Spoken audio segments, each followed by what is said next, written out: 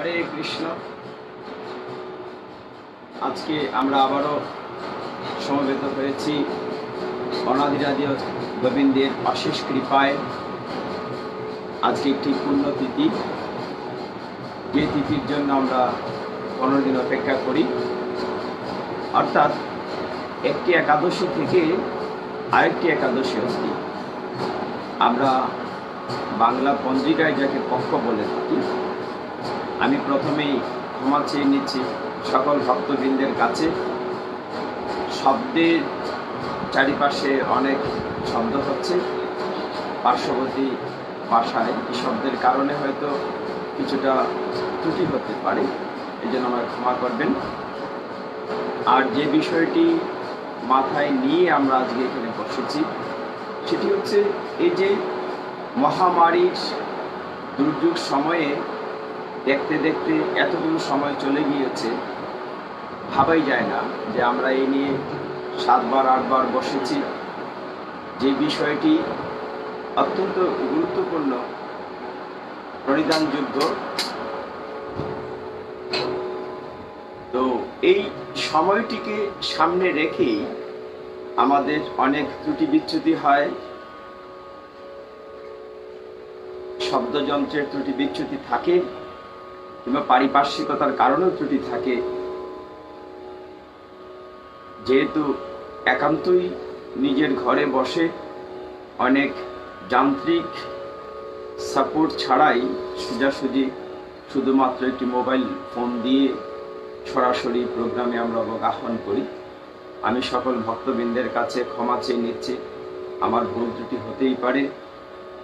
যা হোক, আজকে আমরা অত্যন্ত আনন্দিত যে ভগবানের অশেষ কৃপায় পরপর বেশ কয়েকটি একাদশীতে আমরা ভগবানের কথা আলোচনা করার জন্য বসতে পেরেছি।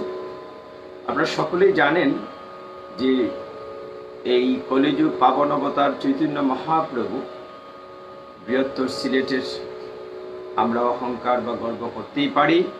চৈতন্য মহাপ্রভু যদি কৃপা করে না আসতেন তাহলে আমরা বলেই থাকি যে সনাতন ধর্ম বিলীন হয়ে যেত। তো চৈতন্য মহাপ্রভুর অশেষ কৃপায় আমরা হয়তো এই কলিযুগে অনেক অনেক পাপ কর্ম থেকে মুক্ত হতে পেরেছি, অনেক ভালো আছি। বিশেষ করে বৃহত্তর সিলেটের কথা যদি আমরা বলি, স্পিরিচুয়াল দিক থেকে যেমনি সনাতন ধর্মাবলম্বীরা তেমনি আমাদের অত্যন্ত আপনজন মুসলিমরাও সকলেই একটা স্পিরিচুয়াল সংযোগ অন্য কোথাও নেই। যেমন হযরত শাহজালাল শাহপরাণ, তেমনি চৈতন্য মহাপ্রভুর পার্শ্বদগণ বৃহত্তর সিলেটে অদ্বৈত প্রভু, সেন শিবানন্দ, শ্রীবাস পণ্ডিত, সবকিছু মিলিয়ে বৃহত্তর সিলেট একটি শ্রীহট্ট বলি, যেহেতু পূর্ণভূমি। আর আমরা যারা হবিগঞ্জের লোক, আমরা আর একটু ভালো করেই বলে থাকি। সেই বিষয়টি হচ্ছে যে আমরা মহাপ্রভুর মামার বাড়ির লোক।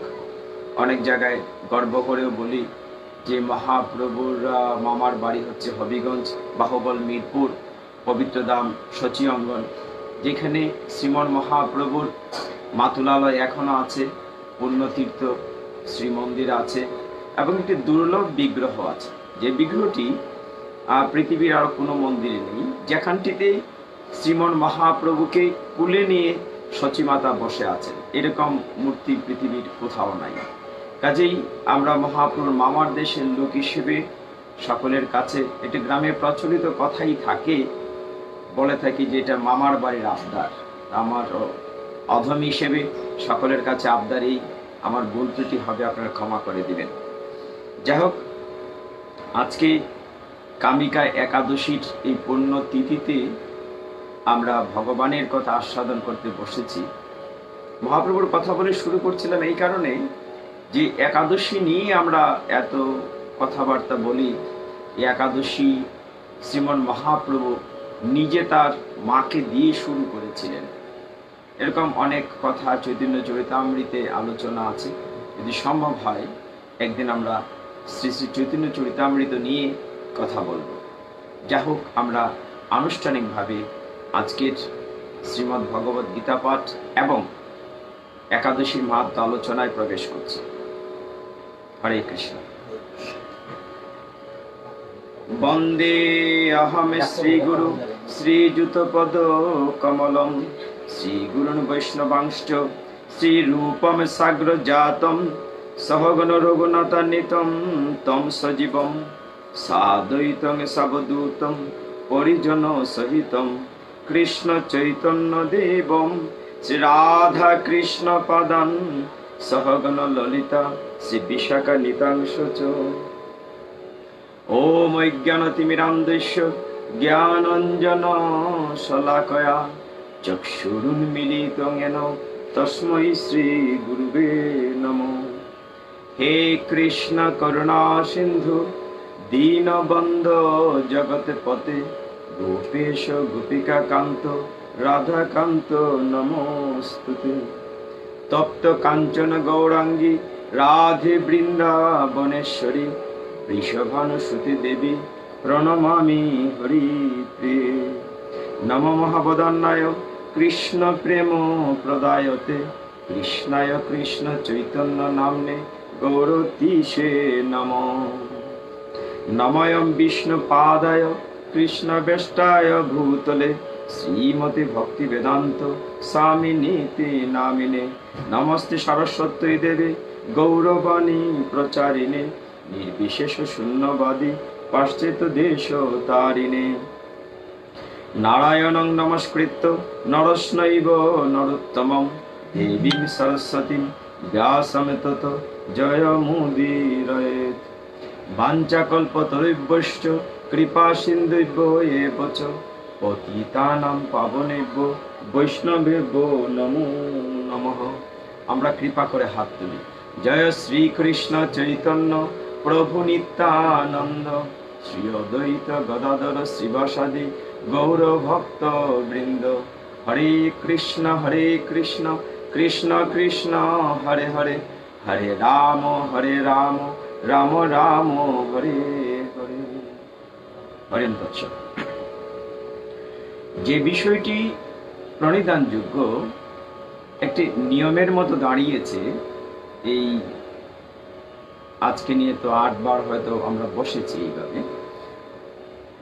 করোনা ভাইরাসের মহামারী শুরু হয়েছে পর থেকেই বাইরে মূলত পাঠের প্রোগ্রাম যেহেতু করা হচ্ছে না, কিন্তু একাদশীর দিনে অত্যন্ত গুরুত্ব সহকারে বলা হয়েছে যে অন্য দিন আমরা প্রতিদিন সনাতন ধর্মাবলম্বী যেই একজন আমরা বলতে পারি যে নিয়ম মেনে সন্ধ্যানিক অন্যান্য ধর্মীয় কার্যাবলী আমরা পালন করে থাকি, কিন্তু একাদশীর দিন যে বিশেষ অনুষ্ঠানগুলো করা হয়ে থাকে তার অন্যতমভাবে বলা হয়েছে এই দিনে যতটা পারা যায় ভগবানের কাছে থাকা। কাছে কি করে থাকবো? 2 ভাবে থাকা যায়। এটা হচ্ছে ভগবানের নাম জপ করে, আর এটা হচ্ছে ভগবানকে স্মরণ করে। এবং একাদশীর দিন সবচেয়ে গুরুত্ব দেওয়া হয়েছে অন্তত রাত্রি জাগরণ, হরিবাসর এবং গীতা পাঠ যাতে আমরা করতে পারি, একাদশীর মাহাত্ম্য শ্রবণ করতে পারি, এই দিকগুলোর উপরে অত্যন্ত গুরুত্ব দেওয়া হয়েছে। যা হোক, আজকের আমরা কামিকা একাদশী নিয়ে কথা বলবো আর শ্রীমদ্ ভগবদ গীতা নিয়ে আমরা কথা বলবো। শুরুতে একটি মহাভারতের গল্প দিয়ে শুরু করলে ভালো লাগবে। ভক্তমণ্ডলী, আপনারা শুনলে বিস্মিত হবেন। আমি যখন দুপুরের পরে ফেসবুকে জানিয়ে দিয়েছি যে আজকেও বসবো গীতা পাঠে, আমি অধম, অজ্ঞান, জ্ঞানহীন, বিদ্যাহীন, বুদ্ধিহীন নরাধম আপনাদেরকে কিছুটা সময় ভগবানের সাথে যুক্ত থাকতে স্বনির্বন্ধ প্রার্থনা করব। আপনাদের সকলের চরণ কমলে দণ্ডবৎ প্রণিপাত নিবেদন করব। তো কিছুটা সময় আমরা সকলেই খুব ব্যস্ত নিজেকে মনে করি, যে ব্যস্ততার আমাদের শেষ নেই, কিন্তু এই ব্যস্ততার মধ্য দিয়েও কিছুটা সময় যদি ভগবানকে দেয়া যায় এইটুকুনি থাকবে। অনেকেই এই অল্প সময়ে অ্যানাউন্স করার পরেও দেখা যায় 300-400 ফেসবুকে টাচ করেছেন অনেকেই, যে তারা সকলেই প্রস্তুত আছেন 3 শতাধিক হবে। দেশে বা দেশের বাইরে যারা যে যেখানেই বসে ভগবানের সাথে যুক্ত হচ্ছেন, এটি যে আপনাদের পূর্ব জন্মের কতটুকু স্বীকৃতি তা বলে শেষ করা যাবে না। কেন যে দেখেন, গীতার প্রারম্ভে আমরা যে ওম পার্থায় প্রতিপদিতাং যে মঙ্গলাচরণ করি, এই জায়গাটিতে এক জায়গায় লিখা আছে, সর্বোপনিষদ গাব দুগ্ধা গোপাল নন্দন পার্থ বৎস সুধীর ভোক্তা দুগ্ধং গীতা অমৃতম মহৎ। এই জায়গাটি যদি একটু আমরা আলোচনা করি তাহলে বুঝতে পারবো যে সকলে গীতা শুনতে পারবে না। বলা হচ্ছে সর্বোপনিষদ গাব দুগ্ধা, তার মানে সমস্ত উপনিষদকে যদি আমরা একত্র করে গাভীরূপ চিন্তা করি, তাহলে কি দাঁড়ায় যে সমস্ত উপনিষদ যদি গাভী হয় এবং সমস্ত উপনিষদকে একত্রিত করে কি হয়েছে, গীতারূপ একটি গাভী মাতা হয়েছে, গীতা মাতা। তো গীতা মাতা কি করেছেন, যে অমৃতরূপ দুগ্ধ দান করছেন, অমৃতরূপ দুগ্ধ দান করছেন। এই দুগ্ধটি সকলে পান করতে পারবে না। বলা হচ্ছে সুধীর ভোক্তা।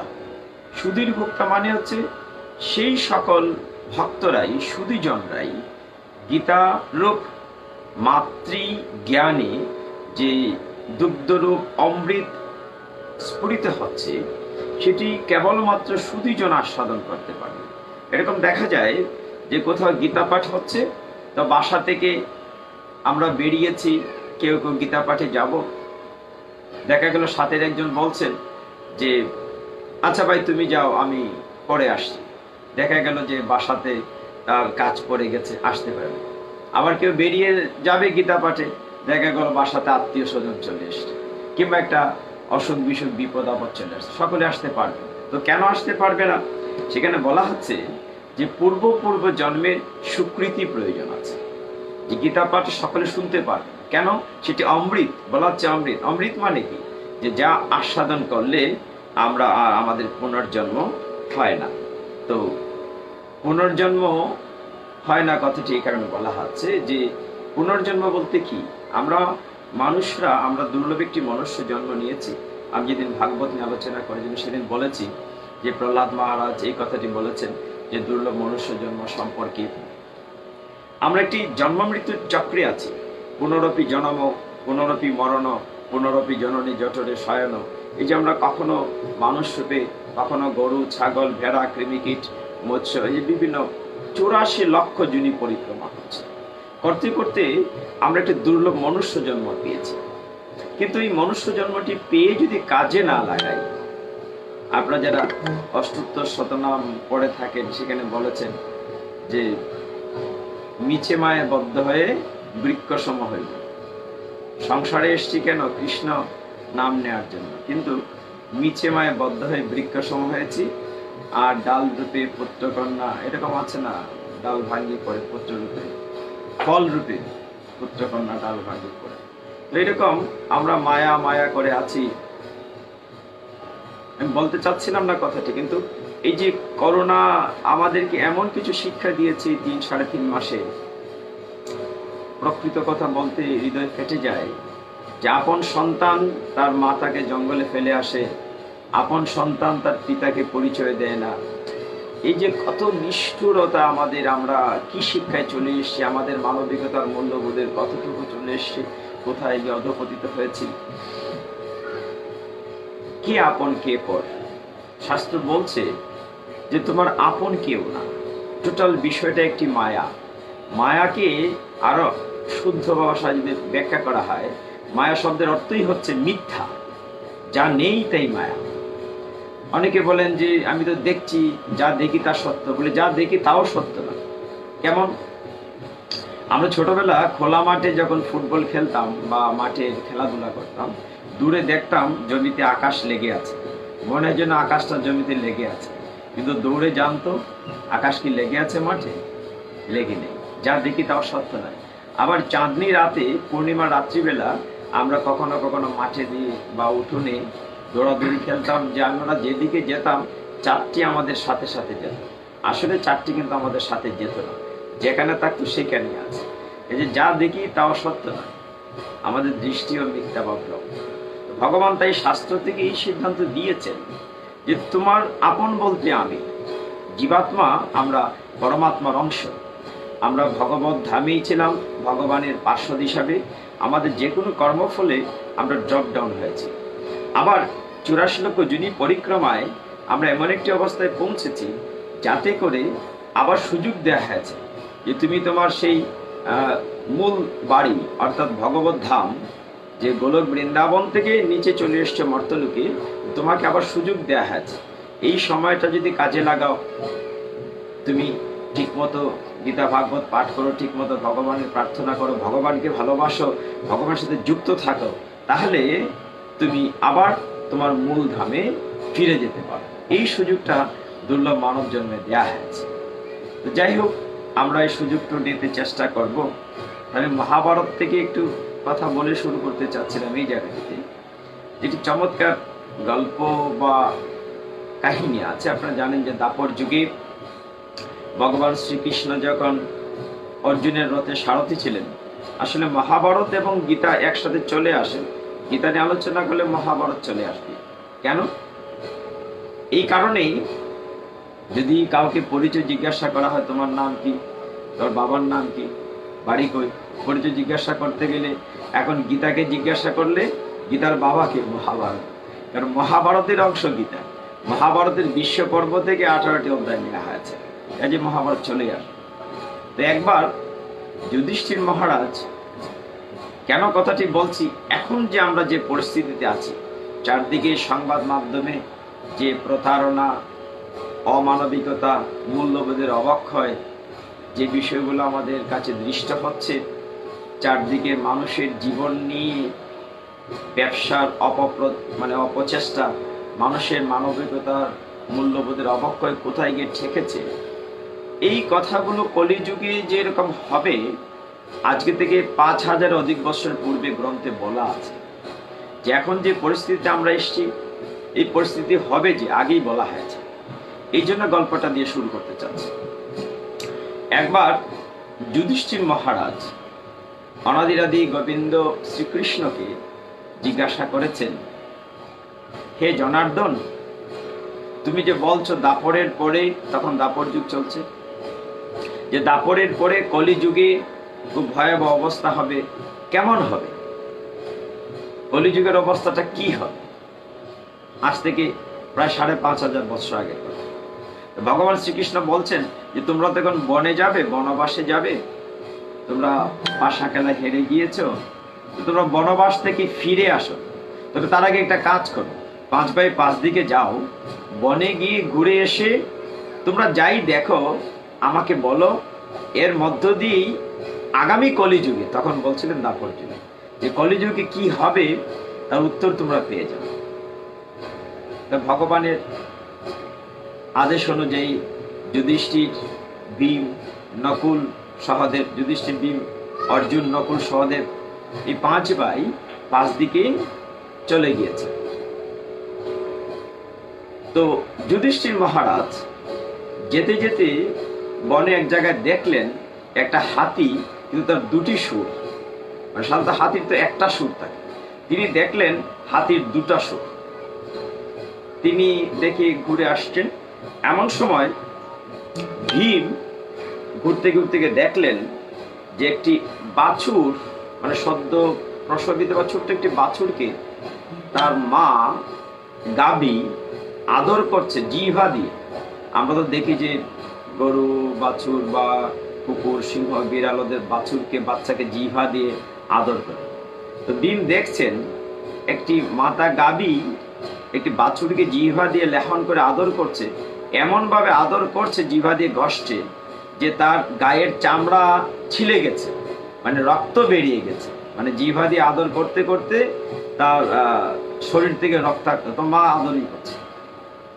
ভীম এটি দেখার পরে বিস্মিত হয়েছে, যেটা মায়ের কোন ধরনের আদর, পিতা মাতার এটা কোন ধরনের আদর। তারপরে অর্জুন বনে ঘুরছেন, তিনি দেখলেন একটা বিরাট পাখি, অনেক বড় পাখি উড়ে আসছে।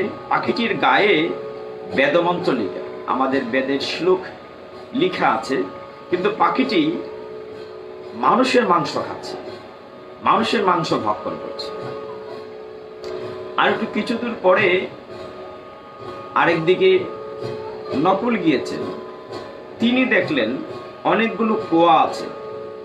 কুয়া 4টা 5টা 6টা কুয়া দেখলেন, গভীর কুয়া। মধ্যে একটি কুয়া অন্য কুয়ার চেয়ে গভীর, সব কুয়াতে জল আছে, কিন্তু ওই কুয়াটা শূন্য, কোনো জল নাই। সহদেব বনে ঘুরতে ঘুরতে এক জায়গায় গিয়ে দেখলেন একটি বড় পাথর মানে পাহাড় থেকে গড়িয়ে পড়ছে, অনেক বড় একটা পাথর গড়িয়ে পড়ছে। তো গড়িয়ে পড়তে পড়তে বড় বড় গাছে আটকাচ্ছে না, গাছ ভেঙ্গে ছুঁড়ে ধাক্কা নিয়ে চলে যাচ্ছে, কিন্তু নিচে কাছাকাছি এসে একটি ছোট্ট তৃণ ঘাসের মতো ছোট একটি চারা গাছে পাথরটি আটকে গেছে, পড়ে নাই।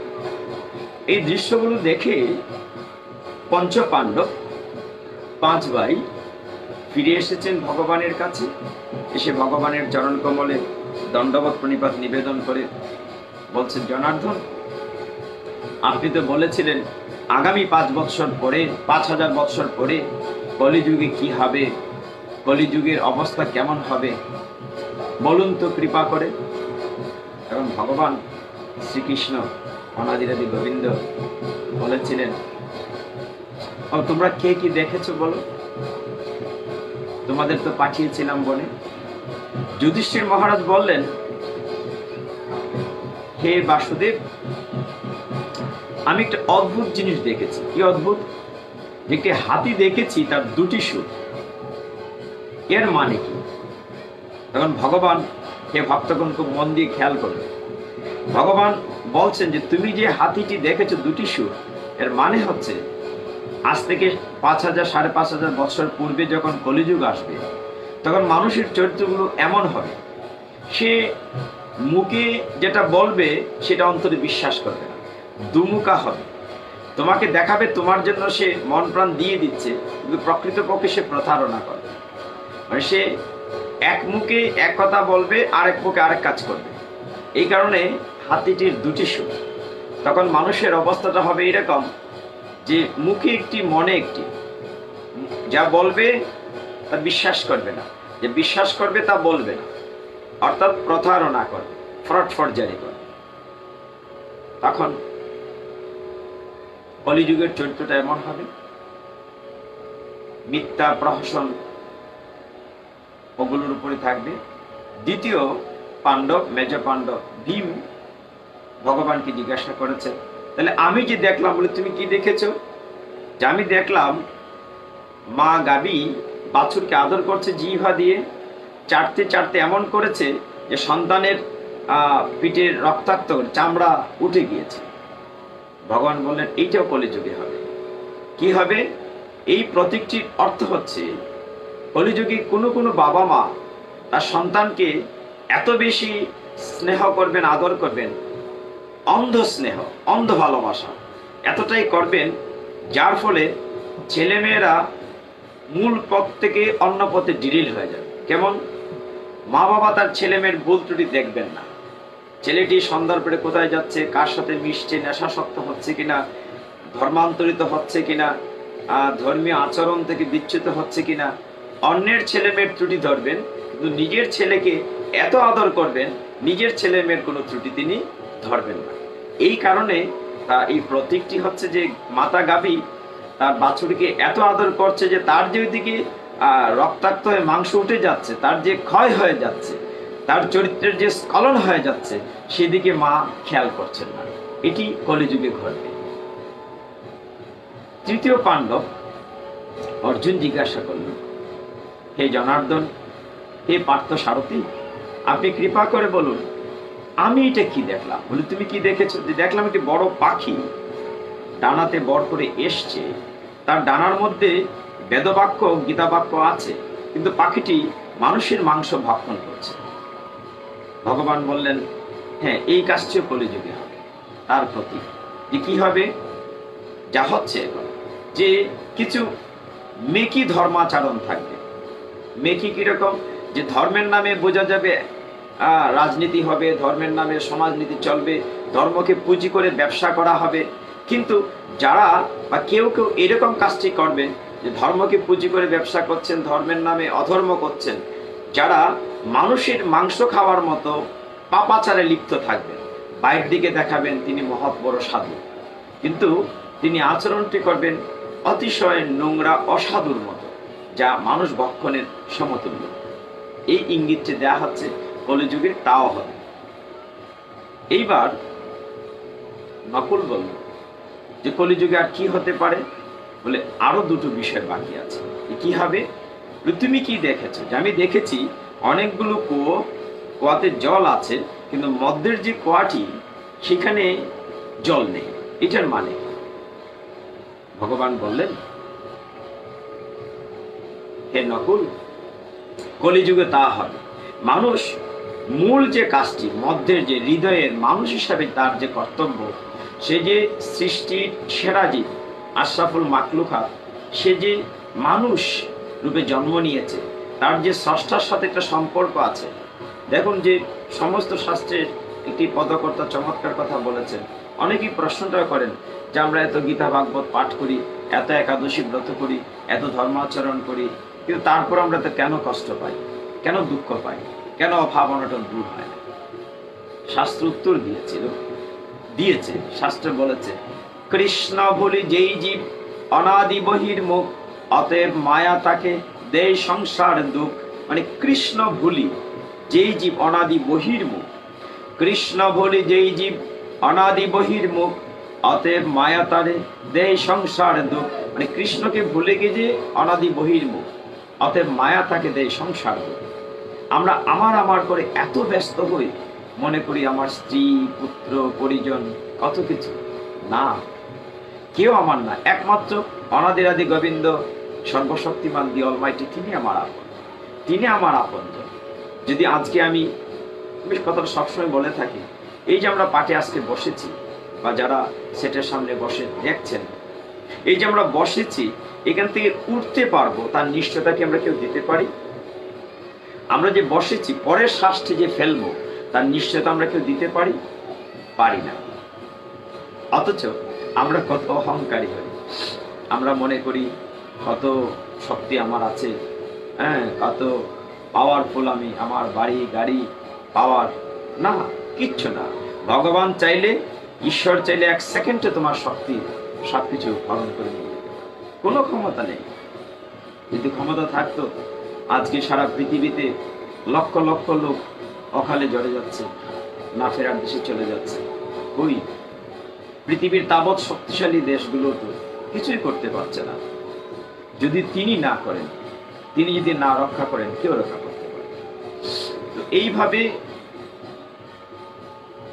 নকুল যখন বলল যে আমরা দেখে এসছি অনেকগুলো মধ্যের কুয়োতে জল নেই, ভগবান তখন ব্যাখ্যা দিলেন যে দেখো, এটা মূল কারণটা হচ্ছে যে তুমি যে দেখেছো, এটা মানুষ অন্যান্য অনুষ্ঠানে, অর্থাৎ বৈদিক ধর্মীয় আচার অনুষ্ঠান কম করে মানুষ অন্যান্য অনুষ্ঠানে ব্যয় করবে। মানে অন্যান্য কুয়াতে জল দেখাইছে, তার অর্থ হচ্ছে যে ছেলের বিয়ে বা আকিকা কিংবা জন্মদিন কিংবা অন্যান্য আচার অনুষ্ঠান, লৌকিক আচার অনুষ্ঠানে প্রচুর খরচ করবে, মুঠো দ্বিধা করবে। কিন্তু মূল যে কাজ, ভগবানের যে কাজ, স্রষ্টার প্রতি যে তার যে আনুগত্য, স্রষ্টার প্রতি যে তার ভালোবাসা, তার যে ভগবানকে সময় দেওয়া উচিত, তার জন্য যে খরচ করা উচিত, সেইটাতে করবে না। এই জন্য মধ্যের কুয়াটি তার শূন্য। এটা কলিযুগে হবে। উদাহরণ দেওয়া যায় যে আমরা দেখেছি বিভিন্ন জায়গায় গিয়ে এমনিতে ঘরের বা অন্যান্য কাজে খরচ করা হয়, একটু কৃপণতা নেই। কিন্তু যখন আমরা বলি কোনো উৎসবের চাঁদা, অনুষ্ঠানের জন্য খরচ, তখন দেখা যায় কত অভাব, তার টাকা নাই, পয়সা নাই, কি করে দেবে, আয় নাই, রোজগার নাই, ভগবানকে কি করে দেবে।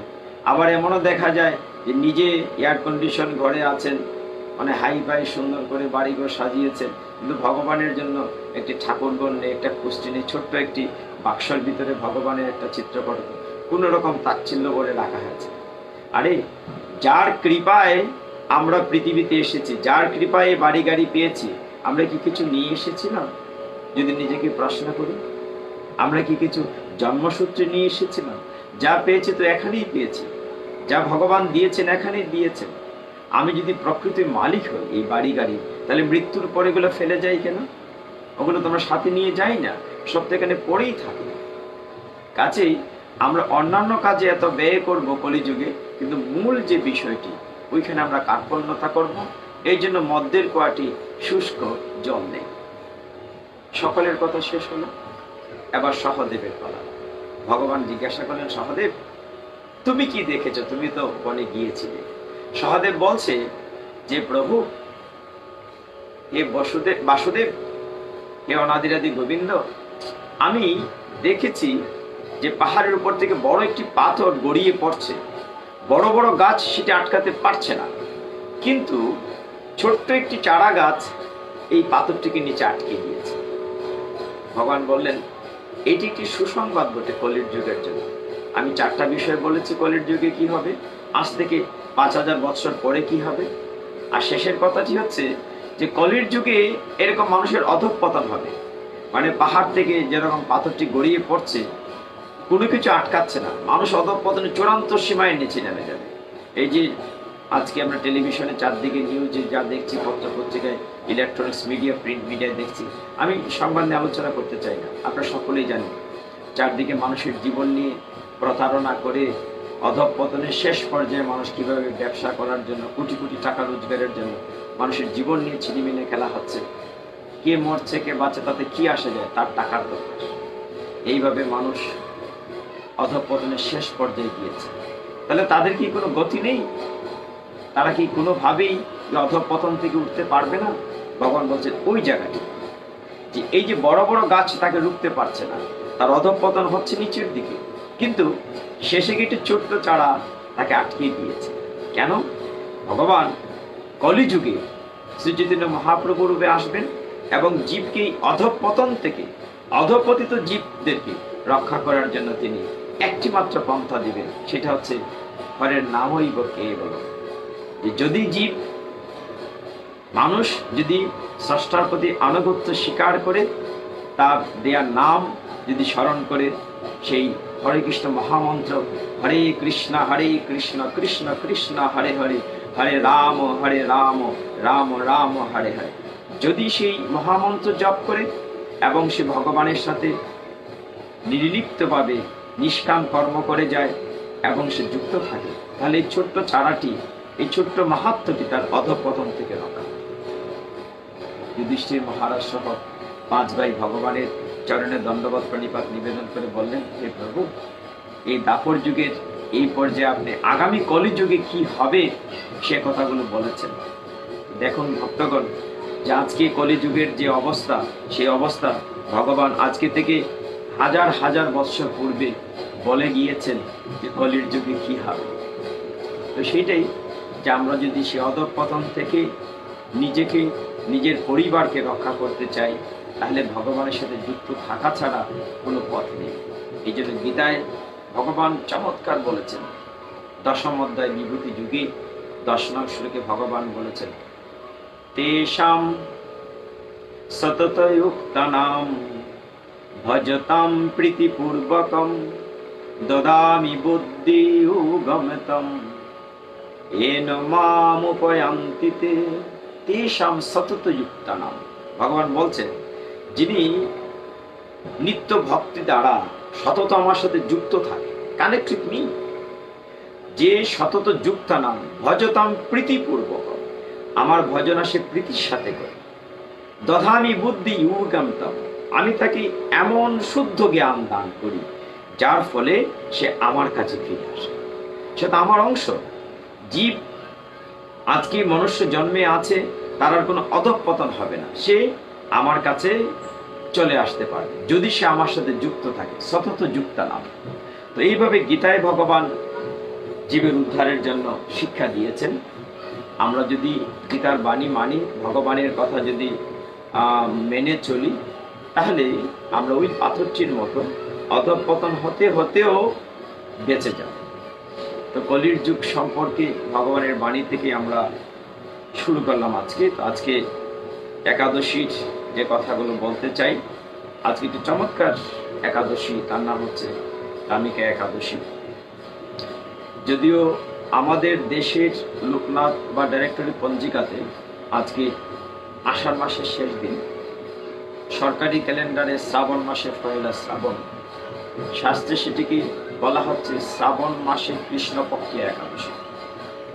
আমরা শ্রাবণ মাস হোক আষাঢ় মাস হোক, কৃষ্ণপক্ষের একাদশীর তিথি আজকে আমরা সকলেই, আমি আশা করি অনেক ভক্তরাই একাদশী ব্রত পালন করছেন।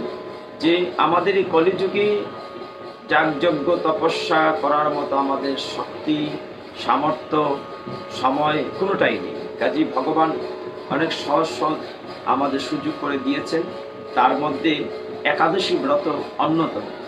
কাজেই একাদশী ব্রত যারা পালন করছেন আজকে এবং যারা করার জন্য মনোবাসনা করেছেন, সকলের চরণে দণ্ডবত প্রণিপাত নিবেদন করেই বলছি, অত্যন্ত গুরুত্বপূর্ণ একাদশীর মাহাত্ম্য।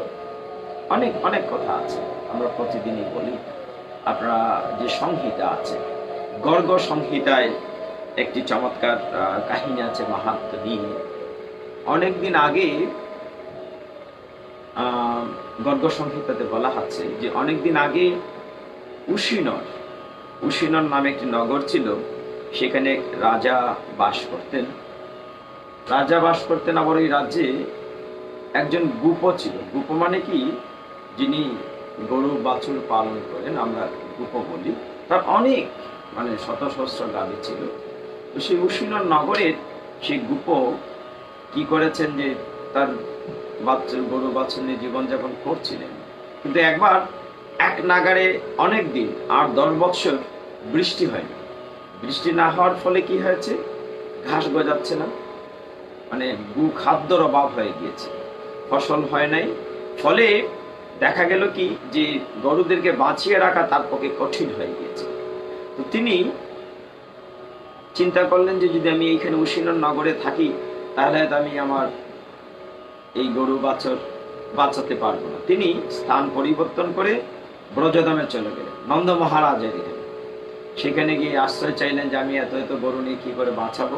তিনি যমুনা নদীর তীরে সবুজ শ্যামল কিছু জায়গা দেখে জায়গা করে দিলেন। তো সে গুপ সেই এতগুলো গরুর যিনি মালিক, তিনি মহা খুশি হলেন। এখানে জল আছে, ঘাস আছে, গরু বাছুর নিয়ে তিনি তাদেরকে লালন পালন করছিলেন। তো সেই গুপর বেশ কয়েকজন কন্যা ছিল, তাদেরকে বলা হতো যজ্ঞসীতা। সেই অসম্ভব সুন্দরী কন্যারা, মানে দিব্যজ্যোতি, তাদের দেহ থেকে দিব্যজ্যোতি বের হতো। তো সেই যজ্ঞসীতা কন্যারা চিন্তা করলেন যে আমরা যখন ব্রজধামে চলে এসছি, তো এই ব্রজের যিনি ব্রজেশ্বর, নন্দ মহারাজের নন্দ দুলার অনাদিরাদি গোবিন্দ শ্রীকৃষ্ণ, তো তিনি চিত্তাকর্ষক, সর্বাকর্ষক। ভগবান শ্রীকৃষ্ণকে সেই যজ্ঞসীতা মাতাজিরা চিন্তা করলেন যে কি করে ভগবানকে আপন করে পাওয়া যাবে, ভগবানের কৃপা লাভ করা যাবে।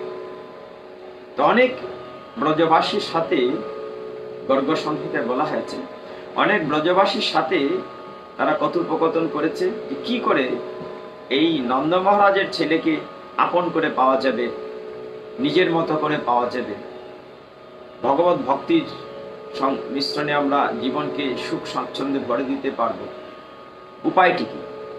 সকলেই বলছে যে এই ব্রজে যিনি রাসেশ্বরী, যিনি ব্রজেশ্বরী, তিনি হচ্ছেন শ্রীমতী রাধারানী। শ্রীমতী রাধারানী কি? রাধারানীর যদি কৃপা লাভ হয়, তাহলে নন্দসুত শ্রীকৃষ্ণের কৃপা লাভ করা যায়। তাহলে কি করতে হবে? রাধারানীর কৃপা আগে লাভ করতে হবে। যজ্ঞ সীতা ওই মেয়েরা তারা রাধারানীর কাছে গিয়েছে। রাধারানীর কাছে গিয়ে বললেন যে কি করতে হবে। রাধারানীর সাহায্য চাইলেন। রাধারানী বলেন যে দেখো, তোমরা একটা কাজ করতে পারো। কি?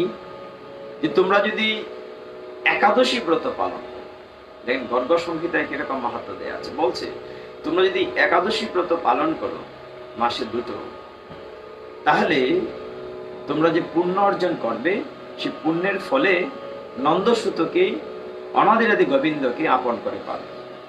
অন্তত তোমরা যদি একাদশীর নামগুলোও প্রতিদিন জপ করো, দেখেন কিরকম বলছে, আমাদের তো বছরে 26টা একাদশী আছে, প্রতি মাসে দুটো করে 12 মাসে 12 দুগুণ 24টা।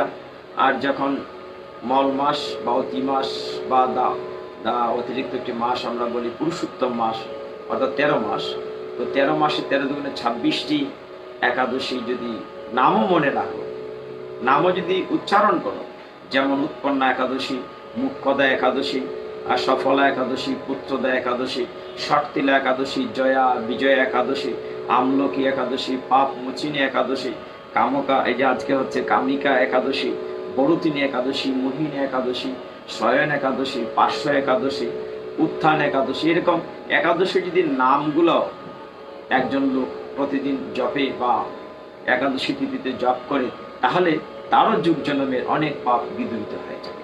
এই কারণে রাধারানী তাদেরকে বললেন, তোমরা যদি একাদশী ব্রত পালন করো তাহলে তোমাদের মনোবাঞ্ছা পূর্ণ হবে। যথারীতি যজ্ঞ সীতাসী মেয়েরা, গোপের কন্যারা সেই দিন থেকে একাদশী ব্রত পালন করতে শুরু করে, এবং যথারীতি রাধারানীর অশেষ কৃপায় অনাদিরাদি গোবিন্দের তাদের কৃপা প্রাপ্ত হলো। সেই যজ্ঞ সীতারা একাদশী ব্রত পালন করার ফলে ভগবান তাদের সামনে দেখা দিলেন এবং তাদের মনোবাঞ্ছা পূর্ণ করার জন্য বলেন যে ঠিক আছে, তোমরা তোমাদের মনোবাঞ্ছা পূর্ণ হবে, আগামী অগ্রহায়ণ মাসে আমি রাসস্থলীতে যখন রাস করব তখন তোমরা আমার সঙ্গ পাবে। এই যে ভগবানের সঙ্গ পাওয়া, তাদের মানব জীবন, দুর্লভ মানব জীবন সার্থক হওয়া কেন হয়েছে? একাদশী ব্রত পালন করেছে। এই জন্য একাদশীর মাহাত্ম্য বলে শেষ করা যাবে। আমরা প্রতি একাদশীতে একটু একটু আলোচনা করি। আমাদের এই যে আমার পিছনে এখানে অনেকগুলো পুরাণ আছে, আমি প্রায় দিনই বলে থাকি আমাদের সনাতন ধর্ম এত সমৃদ্ধ, আমরা জানি না বা জানার চেষ্টা করি না বলে আমরা ডিরেইল হয়ে যাই। এই কথাটার উত্তর আমি দেব একটু পরে। আমি যখন আজকে ফেসবুকে আমন্ত্রণ জানিয়েছি পাঠের কথা, অনেকে প্রশ্ন রেখেছেন।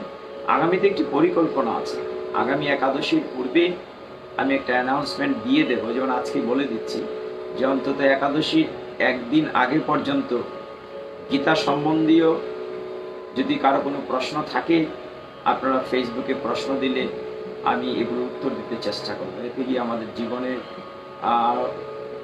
সন্নিকটে আমাদের বাস্তবতা নিরিখে আলোচনাগুলো আসবে। আশিস দাস নামে একজন ভক্ত একটি প্রশ্ন রেখেছেন আমার ফেসবুকে, আমি এখানে বসার আগে আমি দেখেছি দুপুরের দিকে, সেটার উত্তর আমি দিতে চেষ্টা করব। অত্যন্ত হৃদয়গ্রাহী বাস্তব একটি বিষয় তিনি তুলে ধরেছেন। তো আমি যে কথাটিতে ছিলাম যে ওই যজ্ঞ সীতা, এই রমণীগুলো, মেয়েগুলো, কন্যাগুলো যখন একাদশী ব্রত পালনের ফলে অনাদিরাদি গোবিন্দের কৃপা লাভ করেছে, তাদের জীবন সার্থক হয়েছে, তারা ভগবত ধামে ফিরে গিয়েছে এবং তারা এই মনুষ্য জন্ম সার্থক হয়েছে কিভাবে? ভগবান তার প্রতি সরাসরি কৃপা করেছেন, বলেছেন তোমাদের সাথে আমার রাসস্থলীতে অগ্রহায়ণ মাসে বা আগামী শরতে যখন আমরা রাস করবো তখন তোমরা আমার সঙ্গ পাবে। এই যে তাদের মনোবাঞ্ছা পূর্ণ হয়েছে, কেন হয়েছে? একমাত্র একাদশী ব্রত পালন করেছে। এই জন্য ভগবান চৈতন্য মহাপ্রভু রূপে এই কলিযুগে এসেও সেই শিক্ষাটি দিয়েছেন যে তোমরা আর কিছু করো বা না করো, অত বড় বড় যাগযজ্ঞ, গুমের যজ্ঞ, অশ্বমের যজ্ঞ হয়তো করতে পারবে না, কিন্তু একাদশী ব্রত পালন। তো যাই হোক, এই যে একাদশীর এত এত মাহাত্ম্যের কথা বলা হয়েছে যে আজকের দিনটি আমরা অনেকেই হয়তো পালন করছি, যারা সৌভাগ্যবান। শাস্ত্র নির্দেশ দিয়েছে, আমি প্রতিদিনই বলে থাকি, 8 থেকে 80 বৎসর, নিচে 8 বৎসর, উপর 80 বৎসর বয়স পর্যন্ত ম্যান্ডেটরি, আমি আবার বলছি, শাস্ত্র নির্দেশ দিয়েছে ম্যান্ডেটরি যেই আমাকে একাদশী ব্রত পালন করতে হবে। আমাদের অধঃপতন এই পাথরের মতো কেন হচ্ছে?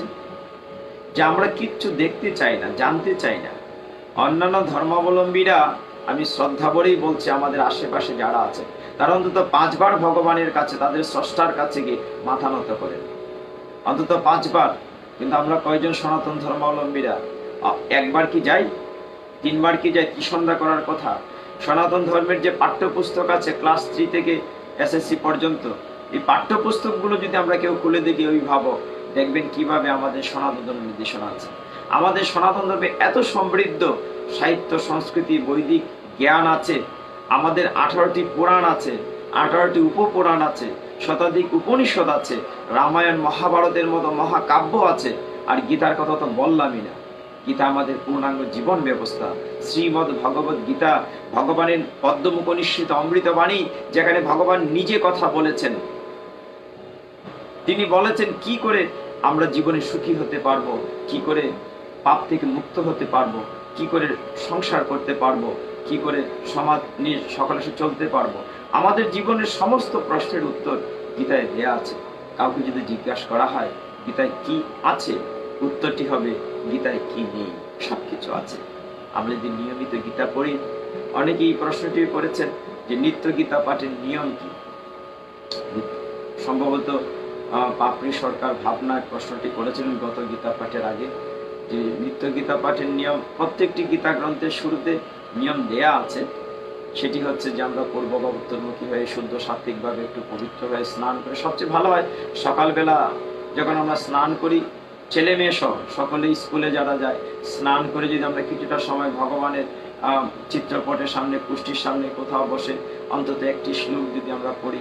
আর নিয়ম তো অনেক কিছুই আছে, আমি এত নিয়মের কথা বলছি না, আমি সহজ কথা বলছি। কেউ যে একেবারেই শুরুতে ওম ঈশ্বর শ্রীমদ্ ভগবদ গীতা মালা মন্ত্রস্য এগুলা বলে, কিংবা আমাদের করণ মাস করে তারপরে উত্তর পূর্বমুখী, এত নিয়মে আমি কথা বলছি। আমি একদম সহজ কথা যেটা অনেক করে বলতে চাই। এত অনেকেই বলেন যে আমি গীতার শ্লোক উচ্চারণ করতে পারি না, স্নান না করে ধরতে পারি না। না, মহাপ্রভু সহজ করে দিয়েছেন যে রাত্রি দিন না, যে কিবা জাগরণে বলছেন যে কিবা নিশি কিবা জাগরণে, খাইতে শুইতে যখন খুশি নাম নেওয়া যেতে পারে। আমি যদি বাথরুমে গিয়ে বলবো যে আমি এখন নাম কি করে নেবো, আমি তো অশুদ্ধ স্থানে আছি, এখন আমি যদি মরে যাই, মৃত্যুর আগে তো নাম নিলাম না, হ্যাঁ, আমি তো মরেও যেতে পারি। কাজেই সবসময় নেওয়া যাবে সতত যুক্ত নাম। আর গীতা নিত্য পাঠ করার জন্য আমার যেটা অনুরোধ থাকবে, অন্তত শুদ্ধ সাত্ত্বিকভাবে যদি সম্ভব হয়, আমরা যে কাপড়টা বাসি কাপড়টা পরে ঘুমিয়েছি কিংবা বাথরুমে গেছি সেটা ছেড়ে, এটা পবিত্রতা শাস্ত্রের একটি বড় অংশ। তো আমরা একটু পবিত্র পবিত্র হয়ে গীতাকে, গীতা তো আমার মা, মাকে যেমন শ্রদ্ধা করি, গীতাকে শ্রদ্ধা করে আমরা প্রণতি নিবেদন করে, যার যার ইষ্ট দেবতাকে স্মরণ করে, গুরুদেব স্মরণ করে, কিছুই যদি না থাকে, কিচ্ছু মন্ত্র যদি না থাকে, না জানি, কোনো আপত্তি নাই। হরে কৃষ্ণ মহামন্ত্র, হরে কৃষ্ণ কৃষ্ণ কৃষ্ণ হরে হরে, হরে রাম রাম রাম হরে হরে। আমি হরে কৃষ্ণ মহামন্ত্র জপ করে ভগবানকে স্মরণ করে, ওই যে কুরুক্ষেত্রের যুদ্ধক্ষেত্রে আমরা দেখতে পাই, এর একটি উদাহরণ আমরা দিয়েছি কয়েকবার। উদাহরণটি হচ্ছে, আমি একটা থেকে একটা চলে যাচ্ছি, উদাহরণটি হচ্ছে এরকম যে সময় খুব চলে যাচ্ছে দ্রুত। তো উদাহরণটি হচ্ছে এরকম, একবার নবদ্বীপে শ্রীমন মহাপ্রভুর কাছে অভিযোগ দিয়েছে। অভিযোগটি কি, যে একজন আমার মতো মূর্খ লোক গীতা পাঠ করছেন আর কাঁদছেন, উচ্চারণ সঠিক করতে বলতে পারছেন না। আরেকজন জ্ঞানী লোক, অসম্ভব অহংকারী, তিনি শুদ্ধভাবে উচ্চারণ গীতা পাঠ করছেন। কিন্তু দেখা যায় যিনি কম জ্ঞানী লোক, মূর্খ লোক, তার কাছে ভক্তরা ভিড় করে গঙ্গা তীরে বসে আছে, পাঠ শুনছে। অথচ যিনি প্রচন্ড জ্ঞানী, নিজেকে মনে করেন অহংকারী, তার কাছে ভক্তরা শ্রোতারা যাচ্ছে না। তিনি মহাপ্রভুর কাছে অভিযোগ করেছে। অভিযোগটি কি, যে দেখেন আপনি তো নিমাই পণ্ডিত, আপনার কাছে অভিযোগ দেয়া হচ্ছে যে আমি এত শুদ্ধভাবে পড়ি, আমার কাছে ভক্তরা আসে না, কিন্তু আপনি এসে দেখেন একজন লোক এরকম অশুদ্ধভাবে উচ্চারণ হয়েই না পড়ছে, কিন্তু তার কাছে প্রচুর ভক্ত যায়, আপনি এটা একটা বিচার করেন। মহাপ্রভু বলে যে চলো যাই। গঙ্গা তীরে গিয়ে দেখলেন ঠিকই ওই লোক যিনি অহংকারী, শুদ্ধ উচ্চারণ করে পড়ছেন, তার ভিতরে অহংকার ভাব, জ্ঞানী। কিন্তু যে লোকটি মূর্খ, জ্ঞান কম, আমার মতো অজ্ঞান, ওর কাছে প্রচুর লোক আছে, প্রচুর ভক্ত, শ্রুতিমণির অভাব নেই, মানে সরানো যাচ্ছে না। অথচ তিনি যখন গীতা পাঠ করছেন তার দুনয়ন বয়ে এরকম করে অশ্রু ঝরছে, গীতা পাঠ করছেন অশ্রু ঝরছে। তো ভগবান চৈতন্য মহাপ্রভু তিনি জিজ্ঞাসা করলেন যে তুমি কাঁদছো কেন, তুমি গীতা পাঠের সময় কাঁদছো কেন, তুমি তো ভুল উচ্চারণ করছো। তখন বলছে, প্রভু আমার ভুল হয়, আমি তো অজ্ঞান, আমার জ্ঞান নেই, ওই পণ্ডিত অহংকারীর মতো আমার জ্ঞান নেই। তো তুমি কাঁদো কেন, গীতা খুলেই তুমি কাঁদছো, গীতা পড়ছো আর কাঁদছো। প্রভু কি করব, আমি যখন গীতাটি খুলে বসি, আমি চোখের সামনে দেখি অর্জুনের রথখানা কুরুক্ষেত্রের যুদ্ধক্ষেত্রে ভগবান স্থাপন করেছেন এবং ভগবান সেই রথের উপরে আছেন। অর্জুন যখন বিষাদগ্রস্ত হয়েছে, কিং কর্তব্য বিমূঢ় হয়ে গিয়েছে, যেমন আমরা সংসারে সবসময় আমার কি করা উচিত কি উচিত নয় আমরা বুঝতে পারি না। আমি দেখি প্রভু, আমি যখন গীতা গ্রন্থটা খুলি, যতক্ষণ না পর্যন্ত আমি সেই ছবিটি না দেখি, আমি ততক্ষণ পর্যন্ত গীতা খুলে বসে থাকি। আমি দেখতে পাই ভগবান অর্জুনের সামনে আছেন এবং অর্জুনকে তিনি লক্ষ্য করে গীতা দান করছেন। আমি সেই পার্থ সারথীকে, অনাদিরাদি গোবিন্দকে দেখি, যতক্ষণ তার সেই পদ্ম চরণ কান আমি না দেখি ততক্ষণ পর্যন্ত আমার গীতা পাঠ হয় না। এইভাবে আমি যখন ভগবানকে দেখি তখন আমার দুনয়ন বয়ে অশ্রু ঝরতে থাকে। এইভাবে ওই লোকটি বলছেন মহাপ্রভুকে যে, হে কলিযুগ পাবনতার ভগবান, যে আমি ঠিক এইভাবে যতক্ষণ না পর্যন্ত ভগবানকে না দেখি ততক্ষণ পর্যন্ত ভুল হোক সুতরাং পড়ে থাকি। মহাপ্রভু তখন সিদ্ধান্ত দিয়েছেন যে আপনার গীতা পাঠটি সঠিক, আপনার উচ্চারণের কোনো ব্যাপার না। এই যে আপনি হৃদয় দিয়ে ভগবানকে দর্শন করছেন, গীতা মানে ভগবানের অমীয় বাণী, ভগবানের মুখনিসৃত অমৃত বাণী, সেটি আপনি হৃদয় দিয়ে চাক্ষুষ অবলোকন করছেন, ভগবানের সাথে যুক্ত হচ্ছেন। কাজেই এটি হচ্ছে আপনার প্রকৃত গীতা পাঠ। এই জন্য সকলকে অনুরোধ করছি, আমরা ভুল হোক আপত্তি নেই, গীতা পড়ুন, গীতায় যুক্ত হন। যাই হোক, আমি গীতার শ্লোক আমরা শেষে আমরা 2-3টা আস্বাদন করব। আমরা আজকের একাদশী সম্পর্কে একটু কথা বলি। আসলে কোত্থেকে কোথায় চলে যায়। ব্রহ্মাজি তো বলেছেন যে ভুজন গমন বাণী ব্রহ্মা বলে জানে কি না জানে।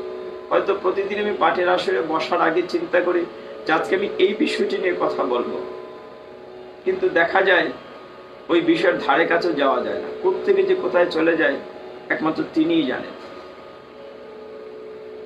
আজকে যে একাদশী নিয়ে আমরা বসেছি সেটা হচ্ছে কামিকা একাদশী।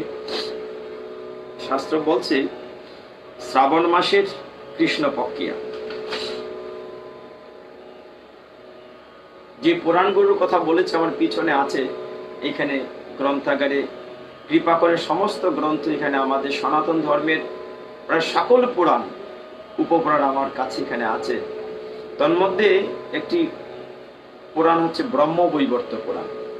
তো ব্রহ্মবৈবর্ত পুরাণে আজকের একাদশীর মাহাত্ম্যটি বলা হচ্ছে যে শ্রাবণ মাসের কৃষ্ণপক্ষিয়া কামিকা একাদশীর কথা ব্রহ্মবৈবর্ত পুরাণে যুধিষ্ঠির এবং শ্রীকৃষ্ণ সংবাদ বলে একটি অধ্যায় আছে। যুধিষ্ঠির মহারাজ এবং শ্রীকৃষ্ণ সংবাদ, এই অধ্যায়ে বিষয়টা আলোচনা করা হয়েছে। এই একাদশীর মাহাত্ম্য সম্পর্কে বলা হয়েছে। যুধিষ্ঠির মহারাজ একবার শ্রীকৃষ্ণের কাছে গিয়ে প্রণতি নিবেদন করে বলছেন, হে গোবিন্দ, আপনি কৃপা করে এই শ্রাবণ মাসের কৃষ্ণপক্ষের একাদশীর কি নাম, তার অধিষ্ঠিত দেবতাকে, তার মাহাত্ম্যই বা কি, এই একাদশী পালন করলে কি হতে পারে, তার ফল কি হয়। তখন জনার্দন অনাদিরাদি গোবিন্দ যুধিষ্ঠির মহারাজকে বললেন, হে যুধিষ্ঠির, আজ থেকে বহু বৎসর পূর্বে পরম ভক্ত নারদ মুনিকে ব্রহ্মাজি নিজে এই একাদশীর মাহাত্ম্য বলেছিলেন। মানে নারদ মুনিও ব্রহ্মাকে এই প্রশ্ন করেছিলেন যে, হে ব্রহ্মাজি, শ্রাবণ মাসের একাদশীর নাম কি, এর মাহাত্ম্যবাই কি? ব্রহ্মাজি যেভাবে নারদমুনিকে বলেছিলেন, আমি সেই কথাটি তোমাকে বলছি। যে এক সময় ব্রহ্মার কাছে ভক্ত শ্রেষ্ঠ নারদ জিজ্ঞাসা করেছিলেন যে, হে ভগবান, শ্রাবণ মাসে কৃষ্ণ পক্ষিয়া একাদশীর নাম কি, এর মাহাত্ম্য কি? তো শ্রী নারদের কথা শুনে ব্রহ্মা অত্যন্ত সন্তুষ্ট হয়েছিলেন। তিনি বলেছিলেন, হে বৎস, জগৎ জীবের মঙ্গলের জন্য আমি তোমার প্রশ্নের উত্তর দিচ্ছি, তুমি মন দিয়ে শ্রবণ করো। ওই কথাটি আমরা আজকে বলবো, কেন এই কামিকা একাদশী এত মাহাত্ম্য। শ্রাবণ মাসের কৃষ্ণপক্ষী একাদশী কামিকা নামে প্রসিদ্ধা। এই একাদশীর মাহাত্ম্য শ্রবণে বলা হচ্ছে যে বাজপেয় যজ্ঞের ফল লাভ হয়। মানে এত যারা শুনবেন, মানে শুনলেই, যারা লাইভে শুনছেন, বলছে শুনলেই বাজপেয় যজ্ঞের ফল লাভ হয়। ভগবান শ্রীহরির পূজা অর্চনা অপরিমিত পূর্ণ ফল প্রদান করেন। যে ভগবান এই একাদশী যারা শ্রবণ করবেন তারা পূর্ণ ফল পাবেন। গঙ্গা, গোদাবরী, কাশী, নৈমিষারণ্য, পুষ্কর ইত্যাদি তীর্থ দর্শনের সমস্ত ফল একমাত্র কৃষ্ণ পূজার মাধ্যমে কোটিগুণ লাভ করা যায়। এই একাদশী শ্রবণের ফলে কি হয়, যে তীর্থস্থান যেগুলো আছে, গঙ্গা, ভাগীরথী, পুষ্কর বা যে সব তীর্থ আছে পৃথিবীতে, সমস্ত তীর্থ ঘুরে ঘুরে যে পুণ্য অর্জন হবে, এই ভগবানের পূজা অর্চনার যে পুণ্য হবে সেটা হবে। আবার বলা হচ্ছে সাগর অরণ্যযুক্ত পৃথিবী দানের যে ফল, দুগ্ধবতী গাভী দানের যে ফল, মানে সমস্ত পৃথিবী যদি কাউকে দান করে দেয়, দুগ্ধবতী গাভী দান করলে যে ফল লাভ হবে, এই একাদশী ব্রত পালন করলে, শ্রবণ করলে সেই ফল লাভ হবে। এবং সেটা ফল লাভের একমাত্র সহজ উপায় হচ্ছে এই কামিকা একাদশী। তো এই পবিত্র কামিকা একাদশীর অসংখ্য মাহাত্ম্য, তো সেই নিয়ে ভগবান সুন্দর করে বলছেন যে পাপনাশক শ্রেষ্ঠ ব্রত। যে একজন মানুষ সারা জীবনে যত পাপ করেছে, যে পাপনাশক শ্রেষ্ঠ ব্রতই হচ্ছে একাদশী ব্রত। শ্রীহরি স্বয়ং এই মাহাত্ম্য কীর্তন করেছেন, মানে ভগবানও এই একাদশী মাহাত্ম্য কীর্তন করেছেন। এবং বিশেষ করে রাত্রি জাগরণের উপরে গুরুত্ব দেওয়া হয়েছে, যে রাত্রি জাগরণ সহ কেউ যদি ব্রত পালন করে, তো এই ব্রত পালনকারী কখনোই নিম্ন যোনি প্রাপ্ত হবে না। অর্থাৎ আমি যে বলছি, আমরা একটি জন্ম মৃত্যুর চক্রে আছি, পুনরপি জন্ম, পুনরপি মরণ, পুনরপি জননী জঠরে শয়ন। কখনো গরু, ছাগল, ভেড়া, কৃমি, কীট, পশু পাখি হয়ে ঘুরতে ঘুরতে মনুষ্য জন্ম পেয়েছে। যদি কেউ রাত্রি জাগরণ করে, এই একাদশী মাহাত্ম্যে ব্রহ্মা বলছেন নারদকে, যদি কেউ আজকে রাত্রি জাগরণ করে, পরিবাসর করে, ভগবানের কথা আলোচনা করে, জপ যজ্ঞ করে, কীর্তন করে ভগবানের সাথে যুক্ত থাকে, তাহলে এত এত পুণ্য অর্জন হবে। এই পুণ্য ফলে তার অধযোনি হবে না, অর্থাৎ নিম্ন যোনি হবে না, মানুষ থেকে নিচের দিকে যাবে না, সে ঊর্ধ্বগামী হয়ে ভগবান ধামে যাবে। আবার বলা হচ্ছে যে কেশবপ্রিয়া তুলসী পত্রে, এই যে আমার সামনে তুলসী বৃন্দায় তুলসীর দেবয় প্রিয়া ওই কেশব ঐশ্বর্য বলে থাকে। কৃষ্ণ ভক্তি প্রদীদেবী, যে তুলসী কৃষ্ণ ভক্তি প্রদান করেন, সেই তুলসী পত্র দিয়ে, চন্দন চর্চিত তুলসী পত্র পুষ্প দিয়ে যদি ভগবানের চরণ কমলে নিবেদন করা হয়, ভগবান খুব খুশি হন। বলা হচ্ছে যে তুলসী পত্র দিয়ে বিষ্ণু পূজায় ভগবান যেমন খুশি হন, কেউ যদি সোনার রূপা, হীরা, জহরত, মণিমুক্তা দিয়েও ভগবানের চরণ নিবেদন করে, তাতেও ভগবান খুশি হন না, যতটা খুশি হন তুলসী পত্র ভগবানের চরণ কমলে দিয়ে। আমরা একদিন তুলসী নিয়ে কথা বলবো বিস্তারিত। তো শ্রী হরিচরণে তুলসী অর্পিত করলে কি হয়, ভগবান বলছেন একাদশী মাহাত্ম্যে বলছেন ভগবত ভক্তি লাভ হয়। ভগবত ভক্তি যদি লাভ হয়, এর চেয়ে বড় আর কিছু হতেই পারে না। কাজেই যেমন আমি একটা শ্লোক বেশি গুরুত্ব দিয়ে বলে থাকি, ভগবান কি, অর্জুন কি বলেছিলেন, গীতা একেবারে ঘোষণা দিয়ে বলেছেন ভগবান, অর্জুন আমি বলবো না। অর্জুনকে তিনি কৌন্তেয় বলেছেন, এই ক্ষেত্রে ভগবান বলছেন আমি বলবো না, তুমি আমার হয়ে জগৎবাসীকে প্রতিজ্ঞাপূর্বক বলে দাও। কি বলেছিলেন, কৌন্তেয় প্রতিজানিহি ন মে ভক্ত প্রণশ্বরী। ভগবান বলছেন যে তুমি আমার হয়ে জগৎবাসীকে প্রতিজ্ঞাপূর্বক বলে দাও, ন মে ভক্ত প্রণশ্বরী, যে আমার ভক্তের কখনো বিনাশ হয় না, আমি তাকে রক্ষা করি, আমি তাকে বাঁচিয়ে রাখি। কাজেই ভগবান গীতায় দ্ব্যর্থহীন ভাবে বলেছেন যদি ভগবত ভক্তি লাভ হয়। এইখানে বলা হচ্ছে ভগবত ভক্তি কি করে লাভ হবে, যদি তুলসী নিবেদন করি, তুলসী চর্চিত চন্দন করে ভগবানের চরণ কমলে দেয়া হয়, তাহলে ভগবান বলছেন যে শ্রী হরিচরণে তুলসী অর্পিত হলে ভগবত ভক্তি লাভ হয়। আর ভগবত ভক্তি লাভ হলে ভগবান ঘোষণা দিয়েছেন প্রতিজ্ঞাপূর্বক যে আমার ভক্তের কখনো বিনাশ হয় না।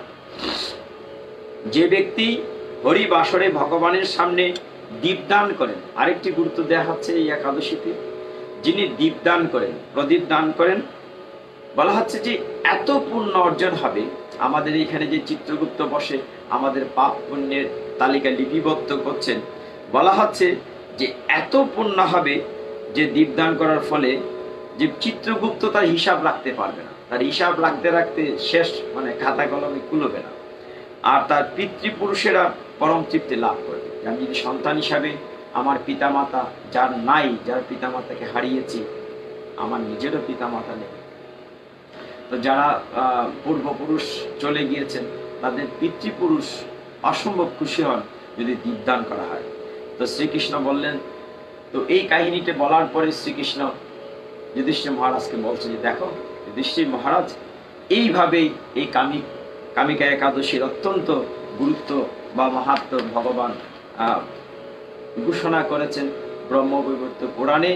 আমি সকল ভক্তবৃন্দের কাছে বিনীত অনুরোধ করব, আপনারা এবং আপনাদের সন্তান যাদের বয়স অন্তত 8 বছর বা তদূর্ধ্ব, তাদেরকে নিয়ে মাসে 2 দিন মাত্র একাদশী ব্রত পালন করুন। আপনার নিয়ম সকলেই জানেন, আজকাল তার প্রচার প্রসার যথেষ্ট হয়েছে। এক সময় তো এটা প্রচার প্রসার ছিল না। এক সময় ভুলে আমরা একাদশীতে পাপান্ন ভক্ষণ করতাম। শাস্ত্রে বলা হচ্ছে যে একাদশী দিন যদি অন্ন ভক্ষণ করা হয়, সেটি পিতা বা ভাই এর রক্ত বা মাংস খাওয়ার সমতুল্য। অনেক কথা বলা আছে, সময় নষ্ট করছে না। তো আমাদের পঞ্চশস্য বর্জনের কথা বলা হয়েছে। এক হচ্ছে ধান জাতীয় পঞ্চশস্য, ধান জাতীয় ধান থেকে চাল, চিরা, মুড়ি এইগুলো। তারপর বলা হচ্ছে গম জাতীয়, গম জাতীয় কি, গম থেকে আটা, সুজি, ময়দা, রুটি ওগুলো। তারপর বলা হচ্ছে জব জাতীয়, জব থেকে ছাতু বা ভুট্টা, খই ওগুলো। তারপর বলা হচ্ছে ডাইল জাতীয়, যে অনেকগুলো ডাইল আছে, বিভিন্ন ডাইল, এগুলো নিষেধ। তারপর বলা হচ্ছে তৈল জাতীয়, মানে সরিষা তৈল। আমরা কিন্তু একাদশীতে সরিষা তৈল ব্যবহার করব না।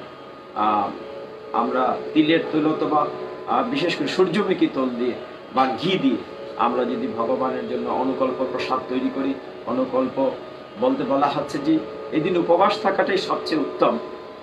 এবং একাদশীর বিধিবিধান শাস্ত্রে আমরা প্রতিদিনই বলি যে আগের দিন দশমের দিন আপনি সংযম করবেন, একবেলা খাবেন, মাটিতে শয়ন করবেন, আর একাদশী দিন উপবাস থাকবেন, সারাদিন ভগবানের সাথে যুক্ত। উপবাস শব্দের অর্থই হচ্ছে নিকটে বাস, উপবানের নিকটে বাস।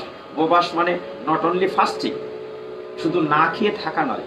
উপবাস একাদশীতে মানে কি, অন্যদিন যদি আমরা 16 মালা জপ করি, ওই দিন একটু বেশি জপ করব, সেদিন হরিবাসন করব, ভগবানের গীতা ভাগবত পাঠ করব, শ্রবণ করব, তাহলেই ভগবানের সাথে যুক্ত থাকা হবে। আবার বলা হচ্ছে যে তুমি উপবাস থাকতে পারলে ভালো, না পারলে অসুবিধা নাই, তুমি পঞ্চশস্য ভক্ষণ করো না, সেখানে পাপ পুরুষ প্রবেশ করে থাকে। তো কি করতে হবে, অনুকল্প প্রসাদ। অনুকল্প প্রসাদ বলতে ভগবান শাস্ত্রে সহযোগিতার কথা বলে দিয়েছেন। তুমি যদি না পারো কি করবে, ফলমূল ভক্ষণ করবে, সবজি রান্না করে ভগবানকে দিবে, দিয়ে নিবেদন করবে, কিঞ্চিত অনুকল্প প্রসাদ গ্রহণ করতে পারবে। এবং সবচেয়ে গুরুত্বপূর্ণ আরেকটি বিষয় একাদশী নিয়মে, যে পরের দিন, অর্থাৎ পরের দিন পারনা যেটি বলি, আগামীকাল বাংলাদেশ সময়ে 6:29 থেকে 9:50 পর্যন্ত সকালে পারনার সময়, তার পূর্বে অন্নযুক্ত জিনিস দিয়ে ভগবানকে ভোগ নিবেদন করে অনেকে রান্না করে, এক সিদ্ধ রান্না করে দিয়ে থাকেন, অনেকে চিরামুড়ি দিয়ে থাকেন। কেউ যদি তাও না পারেন, পারনার সময় আপনারা দেখেছেন, আমি গত পাঠে বলেছি জগন্নাথের সেই বাজারে, আনন্দ বাজারে বিক্রি হয়, যে লাল শালু কাপড়ের ভিতরে থাকে শুকনো প্রসাদ, চাউলের মতো হয়ে যায়। এইগুলো আমরা মুখে দিয়েও পারনা, অর্থাৎ সময়ের ভিতরে, সময়টা অত্যন্ত গুরুত্বপূর্ণ। আগামীকাল শেষ সময় হচ্ছে 9:50 সকালে। তো এই সময়ের ভেতরে আমরা পারনা সেরে নেব। এইভাবে ভগবান বলেছেন খুব সুন্দরভাবে যে আমার সময় খুব গণিয়ে এসছে, আমরা 1.5 ঘন্টা কথা বলি, 1.5 ঘন্টার ভেতরে শেষ করব। যা হোক, কিন্তু সময় নেই, সেই কথাটি রজনীকান্ত কাব্যগুচ্ছে সুন্দর বলা আছে, আমি সকল কাজের পাই যে সময় তোমারে ডাকিতে পাইনি। মানে সকল কাজের পাই যে সময় তোমারে ডাকিতে পাই। যাই হোক ভক্তগণ, আমরা গীতা থেকে কিঞ্চিত আস্বাদন করি। আমরা যেহেতু বলেছি গীতা পাঠের কথা, গীতা পাঠের থেকে কয়েকটি শ্লোক বলার পূর্বে একটু ছোট্ট একটি কাহিনী বলে তো বুঝতে সহজ হবে গীতাটি। আমি খুব সহজ করে গীতাকে তুলে ধরতে চেষ্টা করি। এক দেশে একজন রাজা ছিলেন। রাজার যখন সন্তান হয়, একটি ছেলে হয়, তিনি কি করলেন, রাজা তার ছেলেটিকে সংসার বিমুখ রাখার জন্য তাকে গুরুগৃহে পাঠিয়ে দিলেন শিক্ষা নেওয়ার জন্য। তিনি মায়া ত্যাগ করে সন্তানটিকে গুরুগৃহে পাঠিয়ে দিলেন, যেখান থেকে সে ভগবত তত্ত্ব জ্ঞান অর্জন করতে পারে। তো ছেলেটি যথারীতি ভগবত জ্ঞান অর্জন করার জন্য, গীতা ভাগবত বেদ অর্জনের জন্য অর্জন করেছে। এক সময় বড় হয়েছে, কিন্তু এই ভগবানের আচরণ মানে ধর্মাচরণ শাস্ত্র অধ্যয়ন করতে করতে ছেলেটি সত্যি সত্যি সংসার বিরাগী হয়ে গেছে। না, সংসার দরকার নেই। সে বনে জঙ্গলে গিয়ে তপস্যা করতে দীর্ঘদিন জ্ঞান অর্জন করেছে, বনেই থাকছে। এবং তার কাছে অনেকেই অনেক সমস্যা নিয়ে আসেন, তিনি তার উত্তর দেন। সন্ন্যাস জীবনযাপন করছেন, ব্রহ্মচারী থেকে সন্ন্যাস, বিশাল ব্যাপার।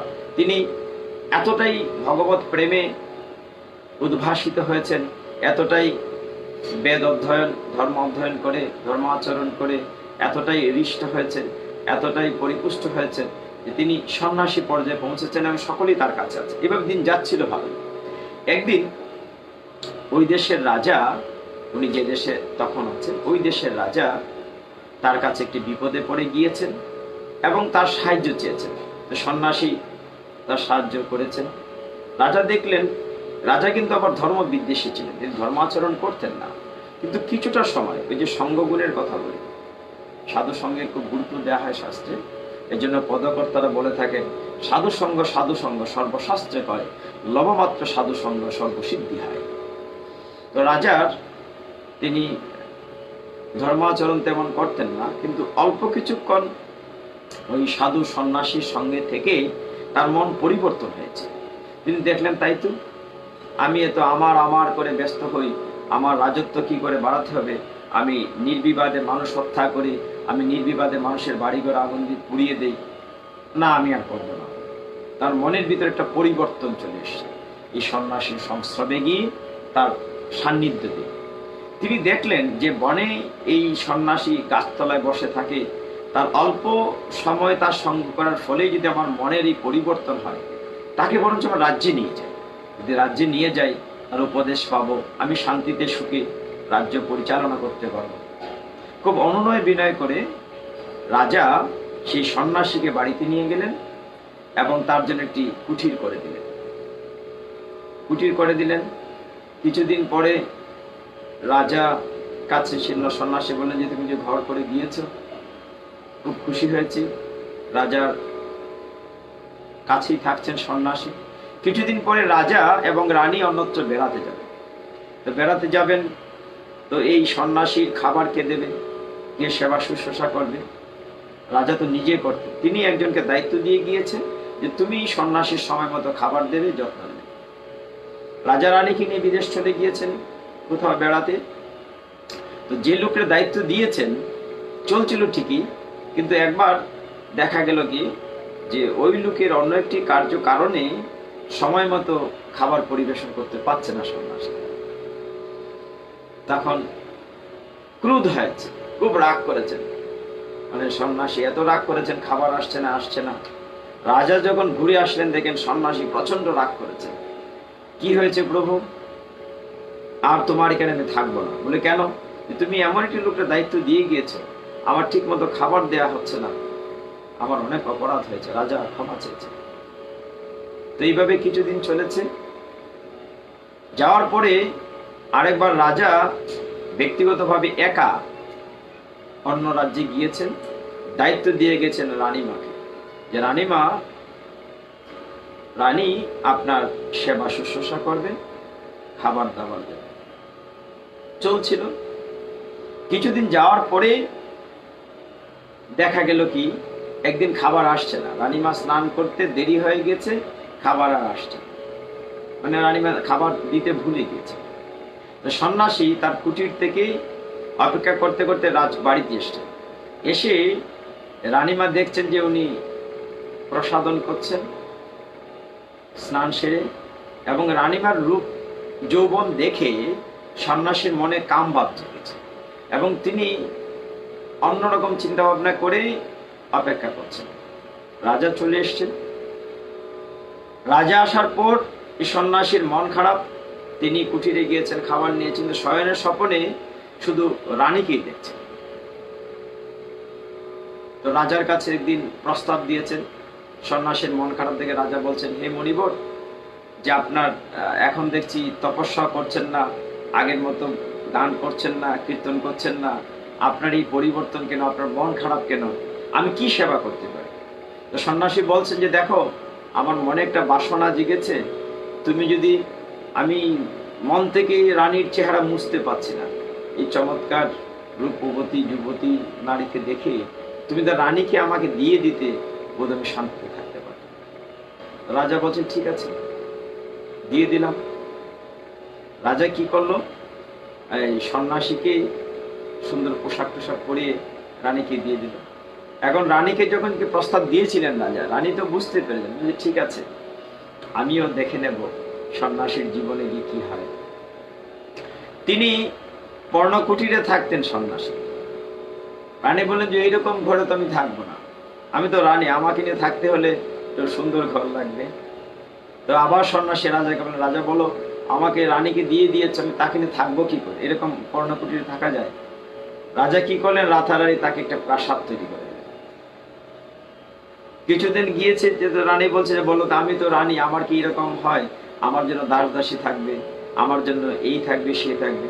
তো রাজার কাছে তিনি আবার চাইলেন, আবার দিলেন, এইভাবে চলছিল। কিছুদিন পরে রানী সন্ন্যাসীর চোখ খুলে দিচ্ছেন। কিরকম, যে সন্ন্যাসী সবসময় রানীর পদসেবন নিয়ে ব্যস্ত থাকে, কি করে রানী খুশি থাকবেন সেই নিয়ে ব্যস্ত থাকে সন্ন্যাসী। বলছে দেখো, আগে তুমি ছিলে ভগবানের দাস, হ্যাঁ, ভগবানের সেবা পূজা করতে, ধর্মাচরণ করতে তোমার জুতি ছিল, আলো ছিল, আর তুমি এখন কি করছো, তুমি আমার দাস হয়ে গিয়েছো। মানে আমি যা বলি, আমাকে খুশি করার জন্য তোমার যা যা দরকার তাই করছো বারবার, তাহলে তুমি তো আমার গোলাম হয়ে গেছো। সাথে সাথে সন্ন্যাসী জ্ঞান ফিরেছে, সর্বনাশ, আমি কি করেছি, তাই তো আমি কোথায় ছিলাম আর কোথায় নেমে গিয়েছি, কত অধঃপতন হয়ে গিয়েছে। এইখানেই আমি গীতায় আর বিস্তারিত নিচ্ছি না, আমার ঘড়ির কাঁটা ঘুরছে, সময় খুব কম। তো এইখানে গীতা আমাদেরকে কি শিক্ষা দিয়েছে? গীতা বলছেন দৈবাসুর সম্পদ বিভাগ যুগ, অত্যন্ত গুরুত্বপূর্ণ শ্লোক আছে। 16 অধ্যায় দৈবাসুর সম্পদ বিভাগ যুগে 21 শ্লোকে ভগবান বলছেন, ত্রিবিধম নরকস্য ইদম দারম নাশনম আত্মনঃ কাম ক্রোধ তথা লোভ তস্মাৎ এতত্রয়ম তেজেত।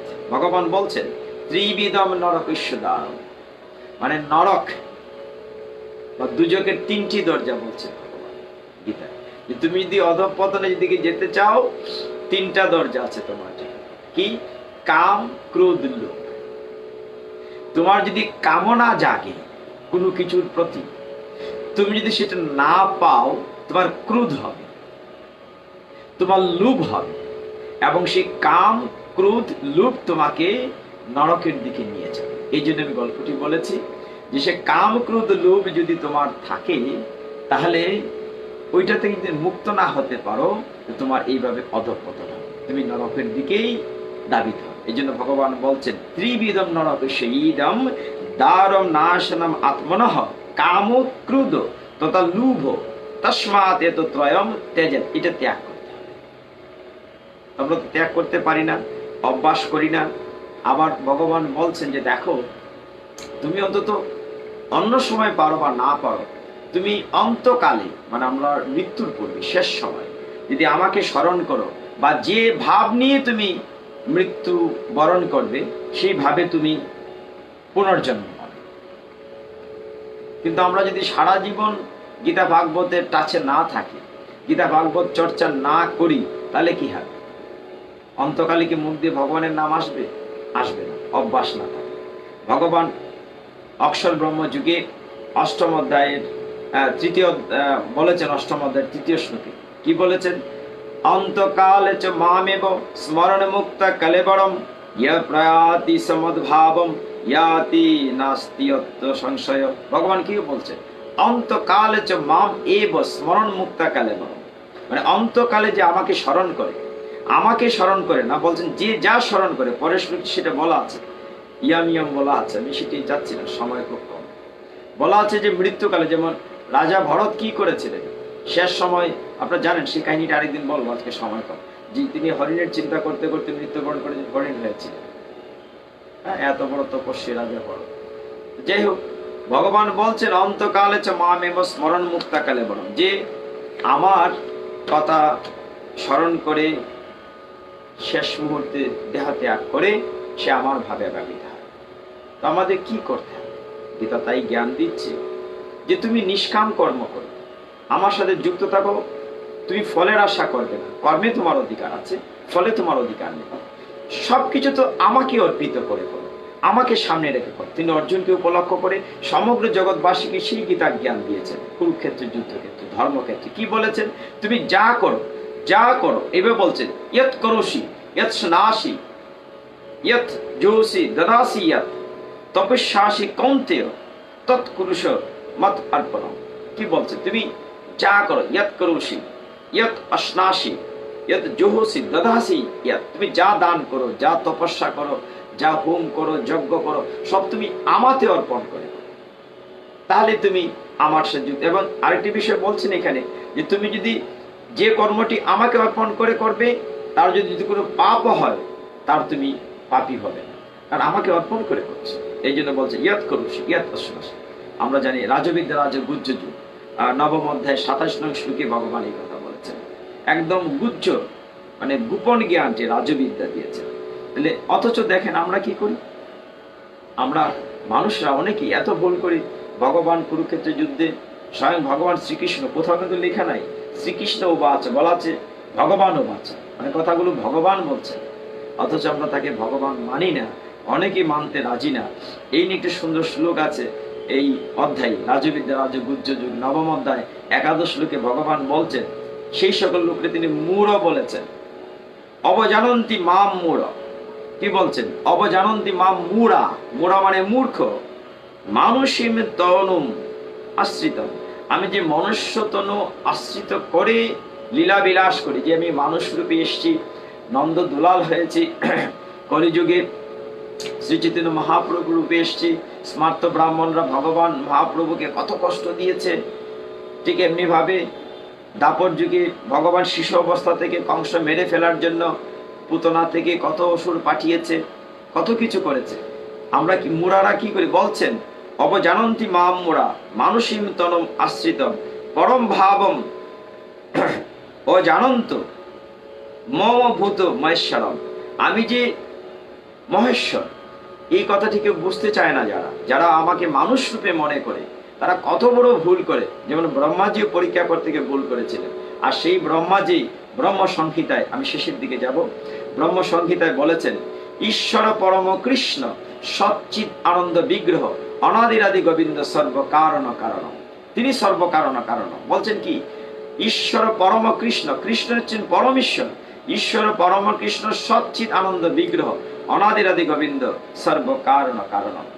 যাই হোক, এ ভক্তগণ, আমরা গীতা থেকে হয়তো আরো কিছুটা আলোচনা করতাম, কিন্তু ঘড়ির কাঁটা আমার টাইম শেষ করে দিয়েছে। আমরা আগামীতে চেষ্টা করব আরো কিছু আলোচনা করার জন্য। আমি সকলের প্রতি বিনম্র অনুরোধ করছি, যে ভক্তটি প্রশ্ন করেছিলেন তার উত্তরটি দিয়ে যাচ্ছি। তিনি বলছিলেন, আশিস দাস, যে ধর্মান্তর রোধ করার কথা, অত্যন্ত সময় উপযোগী প্রশ্নটি করেছেন। মন দিয়ে খেয়াল করুন ভক্তগণ, আমরা দেখি আমাদের অবক্ষয়ে, বিশেষ করে সনাতন ধর্মের অনেক ছেলেরা, বিশেষ করে অনেক মেয়েরা কনভার্টেড হয়ে যাচ্ছে, মানে ধর্মান্তরিত হচ্ছে। তা কি করে রোধ করা যায়? তার উত্তর একটাই, পারিবারিকভাবে ধর্মাচরণ করা। আমরা জানি না অনেকেই যে লাভ হান্টিং বলে অনেক প্রজেক্ট আছে।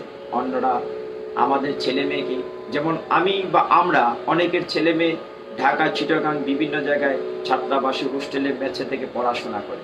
আমি এখানে বসে জানি না আমার ছেলেটা কার সাথে মিশছে, আমার মেয়েটা কার সাথে মিশছে। আমি জানি না এখানে বসে। এখন আমার ছেলেটা মেয়েটাকে আমি রক্ষা করতে পারি না। কেন পারি না? কারণ আমি তাকে দেখছি না কার সাথে মিশছে। আর অন্য ধর্মের যদি কনভার্টের কথা বলছেন, তাকে এমনভাবে প্রলুব্ধ করা হয় যে তোমাদের সনাতন ধর্মে কি আছে, যে দেখো নেড়া দিয়ে বন দিয়ে মূর্তি বানায়, পিছন দিকে ভাস ঢুকায়, আবার ফেলে দেয় পানিতে, এগুলো কি ধর্ম হলো? আমরা দেখো কত আনন্দ, এই খেতে পারে, এই করতে পারে। যদি সেই ছেলেটি তার তথ্য জানে, তার জ্ঞান জানে, কেন দুর্গা মা বা মূর্তি এগুলো তৈরি করা হয়, কেন ভগবান এই বাণীগুলো বলেছেন, সে যদি তার নিজের ধর্ম সম্পর্কে জ্ঞানে রাখে, জানে, সে প্রত্যেকটি প্রশ্ন উত্তর দিতে পারবে। সে যদি জানে আমার সনাতন ধর্ম এত সমৃদ্ধ, আমার কারো কাছে যাওয়ার দরকার নাই, আমার সনাতন ধর্ম যা ছিল, যা আছে, যা থাকবে তাই সনাতন। একমাত্র সনাতন ধর্মে সকল জীবের জন্য, সকল প্রাণীর জন্য প্রার্থনা করে সকলে যেন সুখী হোক। কাজে আমি তার প্রশ্ন উত্তরে বলবো, ধর্মান্তরিত হওয়া থেকে ছেলেকে মেয়েকে রক্ষা করার একটি মাত্র উপায় নিজের পরিবারে সন্তানকে ধর্মমুখী করা। আমরা যদি একাদশী ব্রত পালন করতে শিখাই, সংসারে আমরা যদি গীতা ভাগবত পড়তে অভ্যস্ত করি, কত গল্প বই পড়ি, কত টেলিভিশন দেখে সময় নষ্ট করি, কত ভাবে গল্প করে, আড্ডা দিয়ে, খেলাধুলা করে, গেম খেলে, আজকাল তো আমরা মোবাইলে ছেলেমেয়েরা রাতকে রাত সময় পার করে দেয়। অনেক ছেলেমেয়ে সারা রাত গেম খেলে মোবাইলে বসে।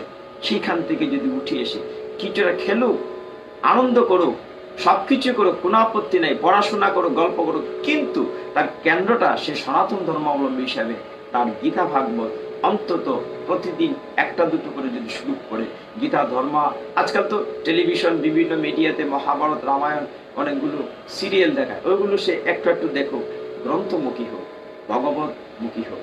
তাহলে যদি সে সংসারে তার মা বাবার যদি ধর্মাচরণ করেন, তার সাথে ছেলে মেয়েকে নিয়ে মন্দিরে যান, তাদেরকে নিয়ে যদি গীতা ভাগবত পড়েন এবং সে নিজের ধর্ম সম্পর্কে যদি জানে, তাহলে কখনোই সে কনভার্টেড হবে না। যাই হোক, আজকের সময় নষ্ট করছি না। ওই যে বললাম, সকল ধর্মের সকল প্রাণীর জন্য আমরা, আমার আত্মীয় অনাত্মীয়, আমার স্বজাতীয়, হিন্দু হোক, মুসলমান হোক, বৌদ্ধ, খ্রিস্টান হোক, যে যেখানেই আছে, এই যে মহামারী করোনা থেকে সকলেই ভালো থাকুন। যারা অসুস্থ হয়েছেন তারা যাতে সুস্থ হয়ে যান, আর যারা পরলোকগত হয়েছেন, মারা গেছেন, তাদের আত্মার শান্তি আমরা কামনা করি। সবকিছু মিলিয়ে সনাতন ধর্মের পাঠের আজকের কামিকা শেষ পর্যায়ে এসে আমরা প্রার্থনা করছি। সর্বে সুখিনো ভবন্তু, সর্বে সন্তু নিরাময়া, সর্বে ভদ্রাণি পশ্যন্তু, মা কশ্চিৎ দুঃখ ভাগ ভবেৎ। সর্ব সুখিনো ভবন্তু, পৃথিবীর সকল প্রাণী সুখী হোক, সকলে নিরাময় হোক, সকলেই যেন শান্তিতে থাকে, কেউ যেন দুঃখ ভোগ লাগে, মা কশ্চিৎ দুঃখ ভাগ ভবেৎ, কেউ যেন দুঃখ ভোগ না করে। এই জন্য সনাতন ধর্মের এই অমীয় বাণী আমরা বলছি, সকলেই সুখী হোক। ওম শান্তি শান্তি শান্তি, হরি ওম তৎসৎ। হে ভক্তগণ, আমার ভুল ত্রুটি ক্ষমা করবেন আপনারা। তো আজকে আমরা এখানে বিশ্রাম নেব এবং আগামীতে যদি বিশেষ কোনো তিথি থাকে সেখানে বলবো, আমরা জানিয়ে দেব কবে বসছি। আর যদি এর ভিতরে সময় না হয়, অন্তত একাদশী তিথিতে ভগবানের কথা আলোচনা করার জন্য আমরা বলবো। তো আমরা সময় শেষ করে ফেলেছি, তো সেই দিক থেকে চিন্তা করে আমার অনেক ভুল ত্রুটি হয়, উচ্চারণে ভুল হয়, তথ্য দিতে ভুল হয়, কিন্তু চেষ্টা করি, আমার ভুল ত্রুটি ক্ষমা করবেন। তো আমি শেষ কথাটি বলে শেষ করছি। ওম যদস্কর পরিভ্রষ্ট মাতৃয়ন্তি যদ্ভবেৎ পূর্ণং ভবতু তৎসর্বং তৎপ্রসাদাৎ জনার্দনম। সকলে মিলে আমরা হরে কৃষ্ণ কীর্তন করব, করে শেষ করবো একবার, 3 বার। হরে কৃষ্ণ কৃষ্ণ কৃষ্ণ হরে হরে, হরে রাম রাম রাম হরে হরে, হরে কৃষ্ণ কৃষ্ণ কৃষ্ণ হরে হরে, হরে রাম রাম রাম হরে হরে, হরে কৃষ্ণ কৃষ্ণ কৃষ্ণ হরে হরে, হরে রাম রাম রাম হরে হরে। হরে তৎসৎ।